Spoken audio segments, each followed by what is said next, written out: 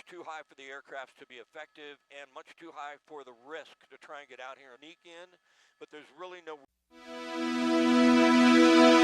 Ibice bitandukanye by'umujyi wa Los Angeles uherereye muri leta ya California muri leta zunze ubumwe za Amerika bikomeje kwibasirwa n'inkongi y'umuriro. Kuva tariki ya 7 kugera tariki ya 11 Mutarama 2025 hari hamaze gupfa abantu 11, abandi barenga 180 nabo bari bamaze guhunga.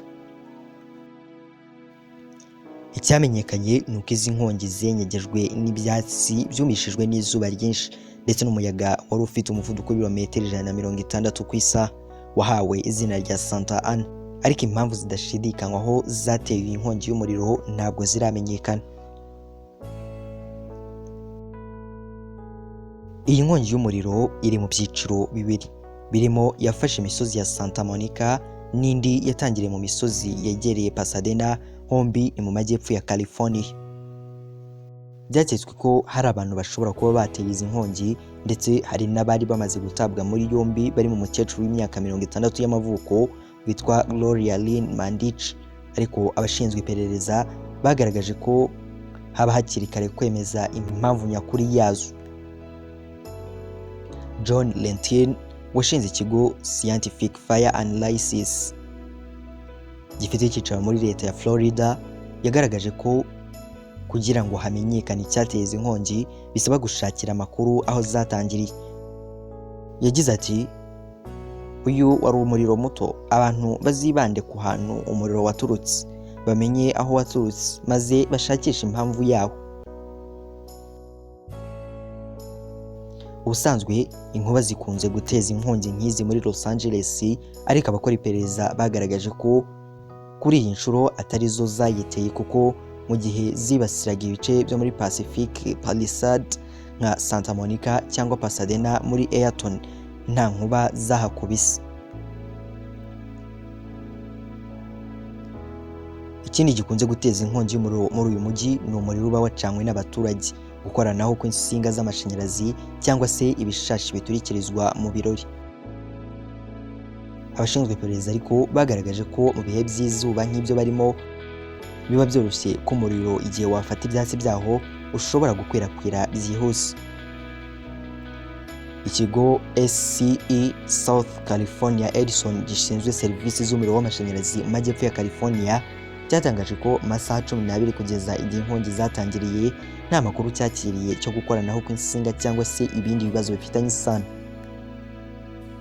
Cyagize kiti, ubusesenguzi bw'ibanze bwakozwe na SCCE ku miyoboro y'amashanyarazi inyura muri iki gice mu masaha 12 mbere y'uko umuriro utangira kugaragara bugaragaza ko nta kibazo cyabaye mu muriro w'amashanyarazi. Inyubako nyinshi muri Los Angeles zarahiye, by'umwihariko izubakishije imbaho. Ibiro ntaramakuru Associated Press byasobanuye ko mu gihe inkongi iri gucogora abaturage batangiriye gusubirayo mu matongo yabo. Ibi si ubwa mbere bibaye muri iki gihugu ndetse n'ubundi muri iyi leta ya California, kuko nko mu mwaka wa 2017 mu kwezi kwa 12 habaye iyo nanone inkongi y'umuriro yari ikomeye yitiriwe Thomas. Uyu muriro wiswe Thomas wabaye mu majyepfo ya California mu duce twa Ventura na Santa Barbara, ukaba warafashe hegitari 230 zirenga. Kubera kwengizwa n'inkubi y'umuyaga, inkongi yakwiriye ahantu henshi ku buryo wabaye wa gatanu ukomeye mu mateka ya leta ya California nyuma yo gukwirakwira ku butaka bungana na hegitari 50,000 mu munsi umwe. Abari batuye mu duce twegereye inkombe bategetswe kwimuka.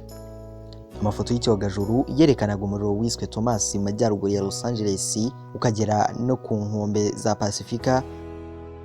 Mu cyumweru kimwe gusa abakoraga mu rwego rwo kuzimya inkongi bavuze ko 15% by'ahahiye hazimijwe, ariko baje kugabanya bashyira ku 10% mu gihe umuriro wari ukomeje gusakara.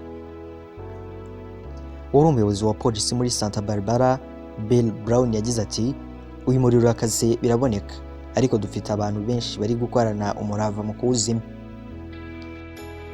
ibikorwa byo kuzimya umuriro byari biri gukomwa mu nkokora n'inkubi y'umuyaga ntibyari byoroshye kubera uduce tw'imisozi.